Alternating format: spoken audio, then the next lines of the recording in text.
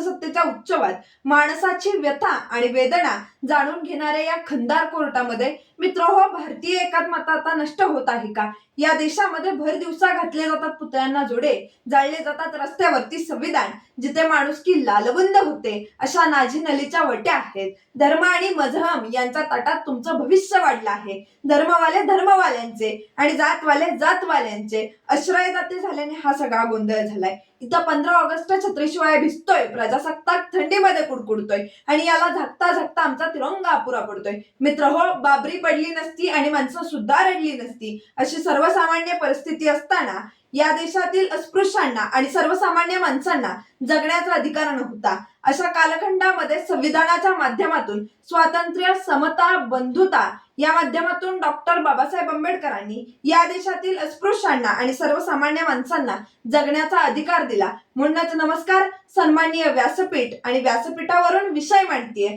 Doctor Babasaheb Ambedkar आणि त्यांच्या दृष्टिकोनातून संविधान आणि भारत. जय भीम नावाचा सिनेमा महाराष्ट्र आणि देशभर प्रसारित झाला. या जय भीम मध्ये संगिनी नावाच्या महिलेला चंद्रू नावाच्या वकिलानं घटनेचा कलम 32चा वापर करून न्याय मिळवून देण्याचं काम केलं आणि न्याय मिळवून देत असताना इथल्या सर्वसामान्य माणसांना जगण्याचा अधिकार आहे हे घटनेने सांगितलं. यावेळी अभेद शेख असं म्हणायला लागतो, अरे कोई चीख कतल गया, कोई चिल्ला कतल गया, अरे कोई चीख कतल गया, कोई चिल्ला कतल गया, एक लड़का स्कूल के बाहर बैठकर इस देश की तकदीर लिखकर चला गया.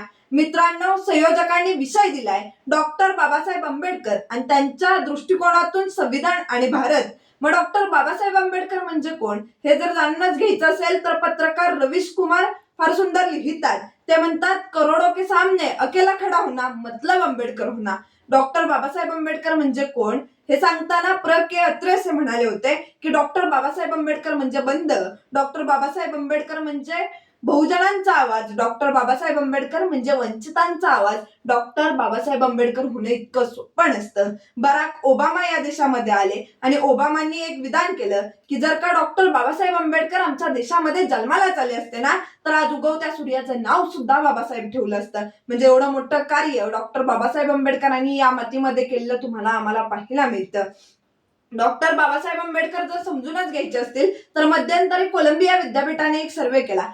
जगातल्या 100 विद्वानांपैकी सगळ्यात पहिला विद्वान कोण आणि कोलंबिया विद्यापीठापर्यंत डिग्री घेणारा विद्वान कोण असेल तर पहिलं नाव होतं D.R. आंबेडकर. डॉक्टर बाबासाहेब आंबेडकरांची प्रतिमा ही कोलंबिया विद्यापीठामध्ये उभारण्यात आली आणि त्याच्या खाली लिहिण्यात आलं, the symbol of the knowledge. विश्वातल्या ज्ञानाचा महागुरु म्हणजे डॉक्टर बाबासाहेब आंबेडकर होते. मग डॉक्टर बाबासाहेब आंबेडकर आणि राज्यघटनेचा नेमका काय संबंध आहे ते जर जाणूनच घ्यायचं असेल तर ज्या वेळेस घटना समितीची निर्मिती झाली त्यावेळेस मूळ महसूल तयार करण्याचं काम डॉक्टर बाबासाहेब आंबेडकरांकडे दिलं होतं आणि डॉक्टर बाबासाहेब आंबेडकरांनी त्यामध्ये मॅटर्निटी लीव नावाचा कायदा सगळ्यात महत्वाचा केलेला तुम्हाला आम्हाला पाहायला मिळतो. यामागचं कारण काय तर डॉक्टर बाबासाहेब आंबेडकर एकदा बिहारच्या राणीगंज मध्ये गेले होते आणि राणीगंज मध्ये गेल्यानंतर त्यांनी पाहिलं तिथे एक गर्भवती महिला खाणीमध्ये काम करत होती. डॉक्टर बाबासाहेब आंबेडकर तिच्याकडे गेले आणि डॉक्टर बाबासाहेब आंबेडकर म्हणले, अगं माई, तू खाणीमध्ये का काम करतेस? त्यावेळेस ती महिला बाबासाहेबांना म्हणली, बाबासाहेब, ठेकेदार वर काम देत नाही आणि काम केल्याशिवाय 2 वेळेच्या पोटाची सोय होत नाही. मग डॉक्टर बाबासाहेब आंबेडकरांनी त्यावेळेस डाव्या हातामध्ये कागद घेतला आणि त्यावरती लिहिलं की या देशातली कुठलीही महिला ही उद्यापासून खाणीमध्ये काम करणार नाही आणि डाव्या हाताने लिहिलेला कायदा या देशामध्ये सहमत झाला आणि महिलांना बाळंतपणामध्ये 6 महिन्याची सक्तीची रजा म्हणजे मॅटर्निटी लीव नावाचा कायदा या देशामध्ये सहमत झालेला तुम्हाला आम्हाला पाहायला मिळतो. एवढंच नव्हे तर घटनेच्या माध्यमातून डॉक्टर बाबासाहेब आंबेडकरांनी 1ली ते 7वीचं शिक्षण हे सक्तीचं आणि मोफत केलेलं तुम्हाला आम्हाला पाहायला मिळतं. आणि एवढंच नव्हे तर त्याचसोबत डॉक्टर बाबासाहेब आंबेडकरांनी इथल्या घटनेच्या माध्यमातून शिक्षणासाठी सर्वात मोठे योगदान दिलेलं तुम्हाला आम्हाला पाहायला मिळतं. म्हणजे या देशाची घटना ही जगामध्ये आदर्श ठरते आणि या राज्यघटनेच्या माध्यमातून इथल्या सर्वसामान्य माणसांपासून ते अगदी दिल्लीच्या कॅबिनेटीपर्यंत बसणाऱ्या मंत्र्यांपर्यंत एक समान कायदे निर्माण करण्याचं काम डॉक्टर बाबासाहेब आंबेडकरांनी घटनेच्या माध्यमातून केलेलं तुम्हाला आम्हाला पाहायला मिळतं. या देशाचा असणारा काश्मीरचा प्रश्न त्याच्यावरती doctor Babasaheb Ambedkar thoughts on Pakistan नावाचं पुस्तक लिहितात.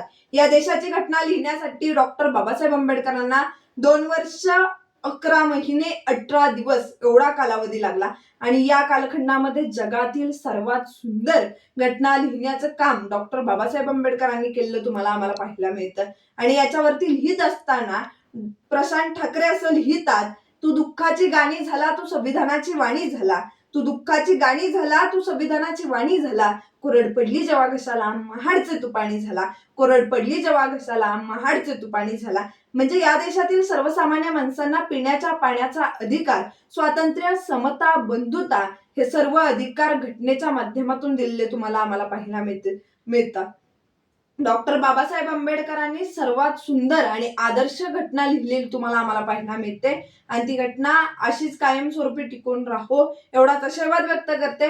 आणि जाता जाता कवी अनंत राऊत यांच्या शब्दात एवढंच सांगते, वार कर डोक्यात माझ्या ठेवण्या शाबूत घर, वार कर डोक्यात माझ्या ठेवण्या शाबूत घर, भर तुझी बंदूक भडव्या घे नवा दाबोळ कर, भर तुझी बंदूक भडव्या घे नवा दाबोळ कर. मी तुकोबा माणसांच्या आत पेरीत चाललो, मी तुकोबा माणसांच्या आत पेरीत चाललो. धर्म खोटा संपण्याआधीच तुम्हाला ठार कर, धर्म खोटा संपण्याआधीच तुम्हाला ठार कर.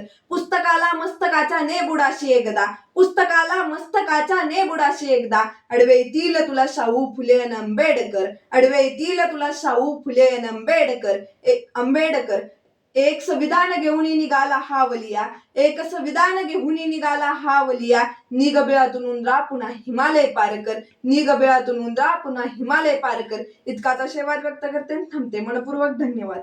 प्रेक्षक हो, तुम्हाला आमच्या स्पर्धकाचा व्हिडिओ नक्कीच आवडला असेल. आता या स्पर्धकाला जिंकवून देण्यासाठी तुम्ही सुद्धा मदत करू शकता. या स्पर्धकाचा व्हिडिओ लाईक करून, तसेच स्पर्धकाला प्रेरित करण्यासाठी त्या व्हिडिओवर कमेंट करून आणि हो, जास्तीत जास्त लोकांपर्यंत हा व्हिडिओ शेअर करून. प्रबोधन बहुउद्देशीय संस्था ही महाराष्ट्रातील कानाकोपऱ्यात विविध सामाजिक आणि शैक्षणिक उपक्रम घेत असते. ही स्पर्धा सुद्धा या उपक्रमाचा एक भाग आहे आणि हो, या परिवाराचा तुम्ही एक हिस्सा पण होऊ शकता. प्रबोधन मधील विविध उपक्रमांचे अपडेट मिळवण्यासाठी या चॅनलला नक्कीच सबस्क्राईब करा. आणि हो, हा व्हिडिओ शेवटपर्यंत पाहिल्याबद्दल आपल्या सर्वांचे मनपूर्वक आभार.